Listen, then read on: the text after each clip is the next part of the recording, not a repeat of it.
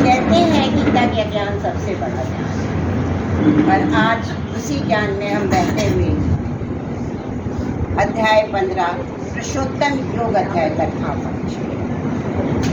हमारे मन में कई प्रश्न उठते हैं, सबके मन में, हम कौन हैं, कहाँ से आए हैं, कहाँ जाएंगे, ऐसे अनेक प्रश्न, अनेक जिज्ञासा हमारे मन में उठती ही रहती हैं।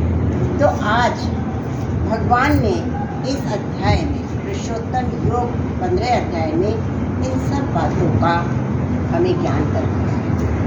उन्होंने कहा ये जो संपूर्ण संसार है इसे अविनाशी, कहते हैं संसार क्षणभंगुर है, कहते हैं ना ज़्यादातर, पर उन्होंने इसे अविनाशी बताया है। और इसका कारण क्या है? देखिए, क्षणभंगुर भी है, संसार पैदा करते हैं और फिर उसका प्रलय कर देते हैं, फिर पैदा करते हैं, संसार खत्म तो कभी नहीं करते ना, तो अविनाशी हुआ ना। जहाँ खत्म नहीं है वो चीज़ अविनाशी है। संसार चलता रहता है, ये जरूर है, कभी प्रलय, कभी उत्पत्ति, कभी प्रलय, कभी उत्पत्ति। इसलिए उन्होंने कहा है संसार अविनाशी है। और संसार को उन्होंने एक बड़ा वृक्ष बताया है, पर इस वृक्ष के वक्त एकदम उल्टा। इस वृक्ष की शाखाएं कहाँ हैं? ऊपर, जड़ें कहाँ हैं? नीचे। पर संसार की उन्होंने जड़ें बताई हैं ऊपर, शाखाएं बताई हैं नीचे, और जड़ें किसकी हैं? परमात्मा। ब्रह्म। जड़ें बताई हैं, शाखाएं बताई हैं जीव, और पत्ते बताए हैं उन्होंने वेद। शाखाएं उन्होंने किस तरीके से जीव बताए हैं, ये प्रकृति की जितनी तीनों, आपको पता ही है, प्रकृति के तीनों गुणों का जैसे जैसे सेवन हम करते हैं और उससे हमें जैसे जैसे योनियाँ प्राप्त होती हैं, हर तरीके की योनि है, पशु पक्षी की योनि, मनुष्य की योनि, मनुष्य में भी उत्तम योनि, मध्यम योनि और निकृष्ट। हम कहते हैं ना कभी कभी चलते हुए, इस आदमी से तो ज़्यादा कुत्ते का भाग अच्छा है। तो निकृष्ट योनि और ये सब योनि किसके कारण है? प्रकृति के तीनों गुणों के भोग के कारण ये सब योनियाँ हैं। तो ये सब योनियाँ जो इन्होंने बताई हैं वो इन्होंने शाखाएं बताई हैं। और वह कहते हैं इस वृक्ष का ना आदि है, ना मध्य है, ना अंत है। संसार का आदि मध्य अंत कहीं है?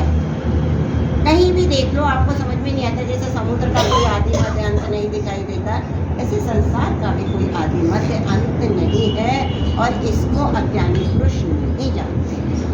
पर ज्ञानी पुरुष इन सब चीज़ों को जानते हैं।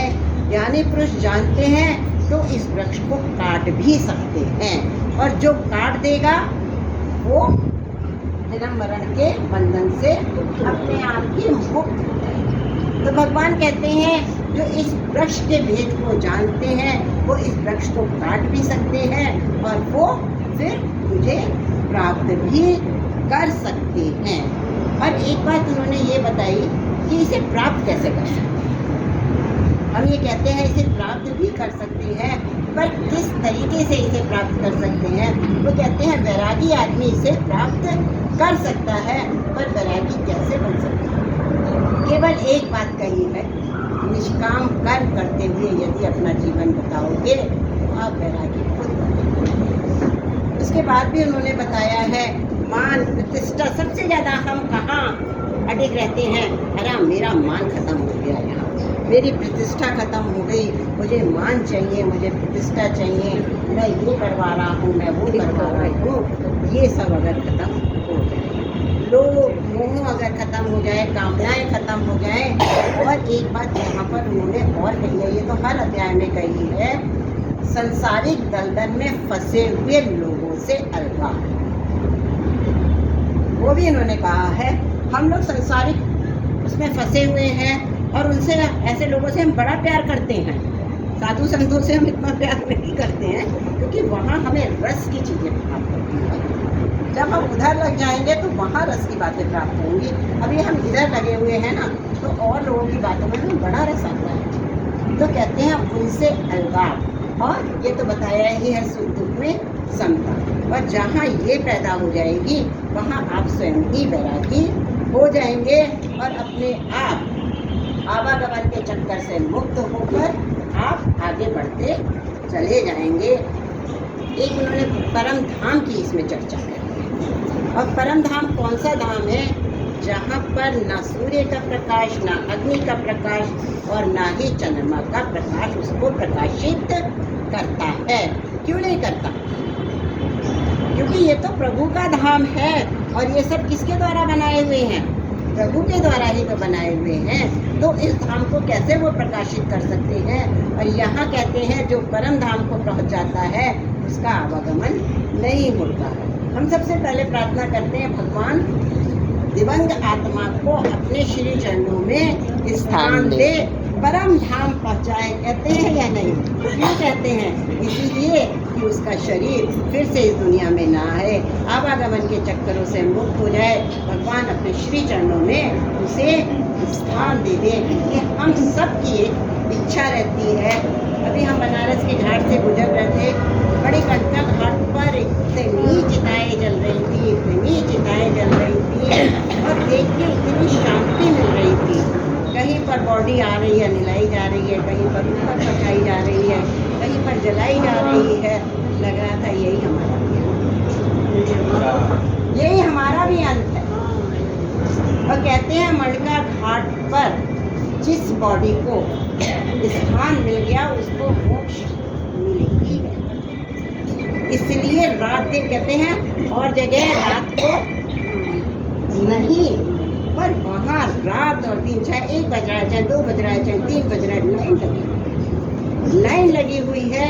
और इतना अच्छा लग रहा था वहाँ से जब क्रूज भी गुजर रहा था, नाव भी गुजर रही थी। यही हमारा अंत है और कुछ नहीं। सबको इसी जगह पहुँचना है, फिर भी हम माया मोह में फंसे रहते हैं। इसकी बुराई करते हैं, उसकी बुराई करते हैं। ये नहीं कि मैं नहीं करती, उसमें मैं भी शामिल हूँ, मैं भी शामिल हूँ। भूल जाते हैं उस जगह को कि वहाँ पहुँचना है, भूल जाते हैं जिस समय बड़ा रस आता है। और रस में हम पता नहीं क्या क्या चीज़ें करते चले जाते हैं। पर वो चीज़ देख लो ना, बहुत मन को शांति मिलती है।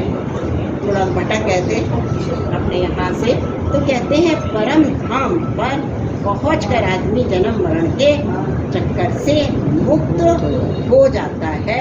उसे जन्म मरण का चक्कर नहीं करना पड़ता है। एक बात वो और कहते हैं, जीव क्या है, जीव कैसे उत्पन्न होता है? तो वो कहते हैं प्रकृति में जब मेरा अंश पड़ जाता है तब जीव उत्पन्न हो जाता है। और कार्य किस तरीके से करता है? जीव तो उत्पन्न हो गया, पर कार्य किस तरीके से करता है? वो कहते हैं कार्य इस तरीके से करता है, प्रकृति के तीनों गुणों से बंध कर उन गुणों को भोगता हुआ कार्य करता है और अपनी गठरियाँ बनाता रहता है, जी। हिसाब किताब बनता रहता है उसका। जैसे गुण है, अच्छे गुण है, अच्छा उसने हिसाब किताब बना लिया।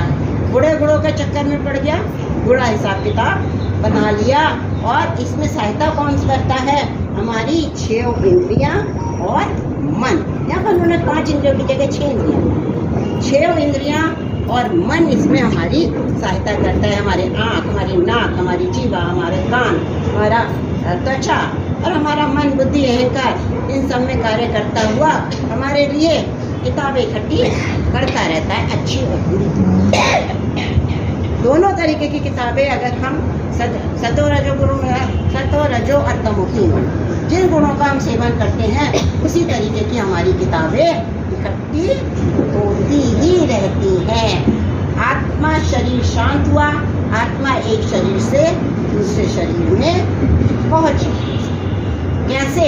जैसे वायु बताते हैं, उदाहरण से बताते हैं कि जैसे वायु पुष्प की खुशबू को एक स्थान से लेकर दूसरे स्थान पर चली जाती है, इसी तरीके से शरीर भी एक आत्मा एक शरीर को छोड़कर दूसरे शरीर को छोड़कर तीसरे शरीर पर। और आत्मा जाती कैसे?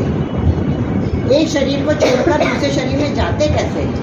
क्यों बनता है कुत्ता, क्यों बनता है मृग, क्यों बनता है तोता, क्यों बनता है आदमी? आपके अपने पर आपने जो किताबों का गठरी वही है ना, उसी से एक शरीर से दूसरे शरीर में आत्मा प्रवेश कर जाती है। कोई कहीं कुछ नहीं है, आपके अपने संस्कार हैं जो जरूरी नहीं है इसी शरीर में है। इस शरीर के बाद दूसरे शरीर में भी वो संस्कार जाएंगे और दूसरे शरीर में फिर आप उन संस्कारों को बोते रहेंगे तो वो तीसरे शरीर में पहुंचते चलेंगे। प्रक्रिया रुकेगी नहीं, रुकेगी कहाँ? जब आप तीनों गुणों से हरगाव लगेंगे। ना आपको सतोगुण चाहिए, ना आपको रजोगुण चाहिए, ना आपको तमोगुण चाहिए।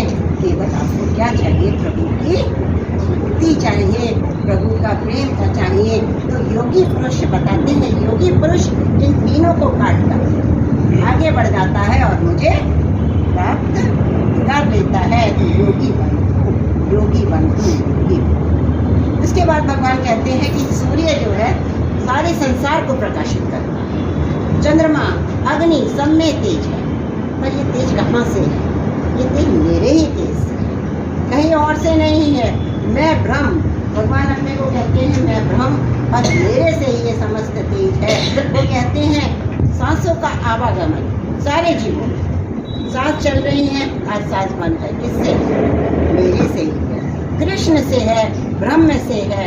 वो कहते हैं खाली प्राणियों में नहीं, वनस्पतियों में भी जो जीवन रस है वो मेरे से ही है। सारा संसार मेरे ही द्वारा चलायमान है, चाहे वो पृथ्वी लोक हो, चाहे वो स्वर्ग लोक हो, चाहे पाताल लोक हो, पूरा ब्रह्मांड मेरे ही द्वारा चलायमान है और किसी के द्वारा ये ब्रह्मांड चलायमान नहीं है। उन्होंने इसमें 4 प्रकार के अन्न बताए, चबाने वाले, चूसने वाले, खाने वाले, पीने वाले। होता है ना, हम खाते हैं, पीते हैं, चूसते हैं, चबाते हैं, 4 प्रकार के अन्न बताए हैं उन्होंने। और ये कहते हैं इन चारों प्रकारों को अन्न पचाता कौन है? खाते तो हम हैं, हमारा मुंह खाता है, हमारे हाथ उसको मिलाते हैं, पर पचाता कौन है?